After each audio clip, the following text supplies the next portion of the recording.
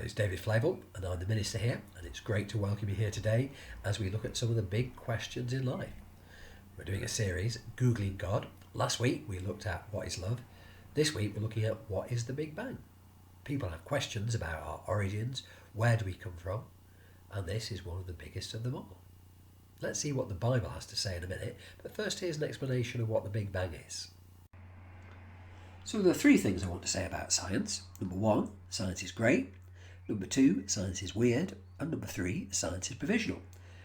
And what I mean by that is that, first of all, science is great. It's fantastic to be able to discover things and work out how things work, and using the scientific method, which is to experiment and try different things, helps us to understand our world.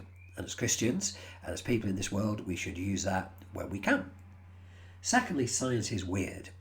Most of the time, science isn't weird. So, for instance, gravity, throw a ball up, it comes down. Quite straightforward. But when we get to things like the Big Bang and the origin of everything, it becomes very strange. How it works is that scientists have worked out that the universe is expanding. And from that, they can think, well, in that case, it must have been smaller. And they look back and they can see that it goes back, as far as they can see, to some kind of what's been labelled a Big Bang, an explosion. And what that is very hard to understand, because it's not an explosion at a central point that went boom, so we can't go back to the centre of the universe. Instead, it seems to be expanding at all times in all places. So whether you're standing here on a planet millions and millions of miles away, the universe appears to be expanding away from you, which is a very difficult concept for us to understand, but that's because when we get to the edge of reason, then things do start to get weird. Also, science is great, science is weird, science is provisional. And although we talk now about the Big Bang and it seems to be widely accepted, about 100 years ago, the idea was that the universe seemed to be in a steady state of expansion with no beginning and no end. So science can change, because science says, well, this is the best we've come up with so far, but if the evidence changes, then we'll rethink. And so right now, the Big Bang is what scientists think happened, but that may not be the case in the future. It may be at some stage somebody will do some more work and say, this is what happened. And people will go, oh. So if science is great, science is weird, and science is provisional, where does that leave us? One answer is to say, well, we don't really know anything, therefore all views are equally valid and we may as well just not try. And that's a very bad idea. Much better view is to say, okay, science is great, science is weird. Sometimes it tells us very strange things which are hard for us to get our heads around, and it's provisional. They may come up with even weirder things in the future, like string theory and all kinds of strange things. But we can use what we've got. What we have is something to start with, and we'll make the best of it. So let's compare this to the Bible. The Bible is great. The Bible is weird. Sometimes there are parts of it which are very hard to understand, just like parts of science. But the Bible isn't provisional. The Bible is foundational. For Christians, the Bible is the revelation of God. God has given us this revelation for us to understand the world.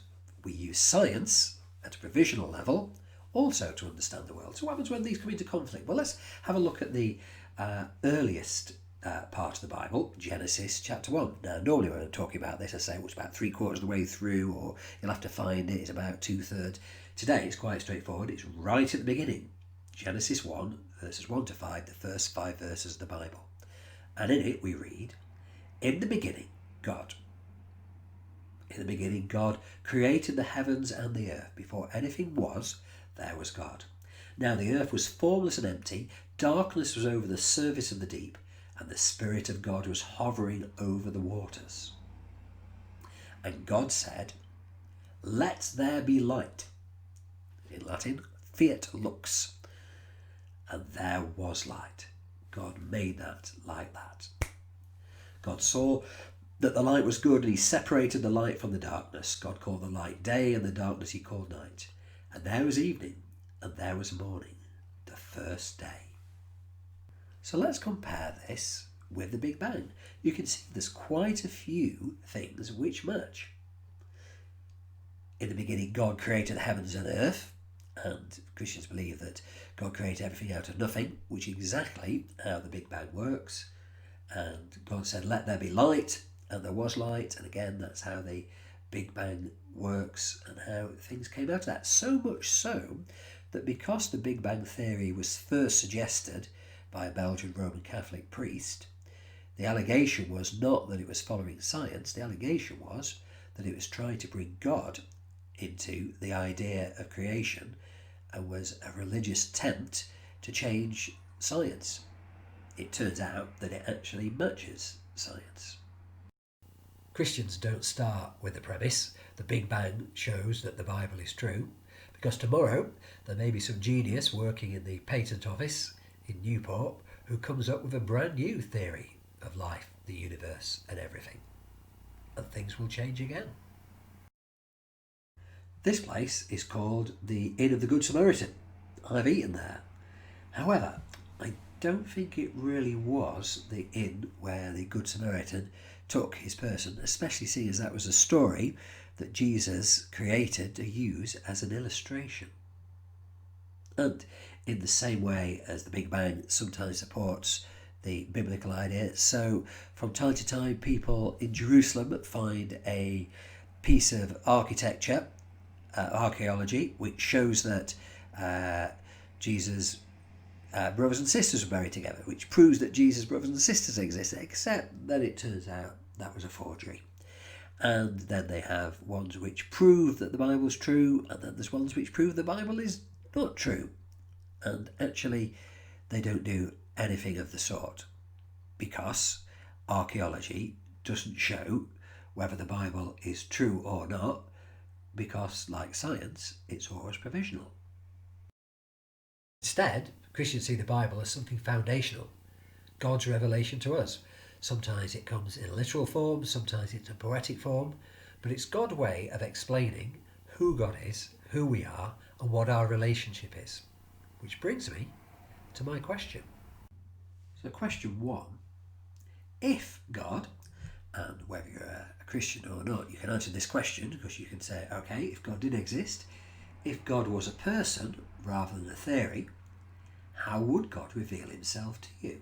Christians believe that God is personal. God not only exists, but God isn't an abstract theory or a abstract kind of thing. God is personal because we are made in God's image. So if God was a person, how would God reveal himself to you? Or how should God reveal himself to you? If you're not yet a Christian, what methods would you rather that God used to reveal himself to you? If you're already a Christian, maybe how has God revealed himself to you, or what ways does God reveal himself to you?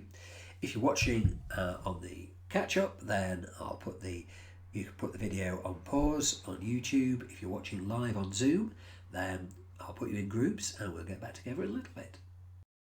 Well, that's all the cosmology you can fit in this week. Next week, we'll be looking at who is Jesus. But for now, here's my takeaway for this week. So what should we do? Number 1, we should use our God-given minds to understand the universe and God.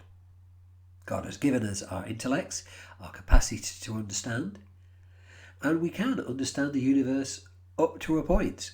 And yet there's so much which is provisional and so much which is mystery. And in the same way we can understand God up to a point with our understanding of him, and yet there is so much more. And Christians believe that even though we cannot understand everything about God, God has revealed enough of himself in Jesus to give us enough clues as to what's going on in there. And he's also given us enough clues in the physical universe as to what his nature is like too. So this week, as we try and understand, let us know that there isn't a conflict between science and religion, and that both are trying to understand the ways of God and the ways of the universe.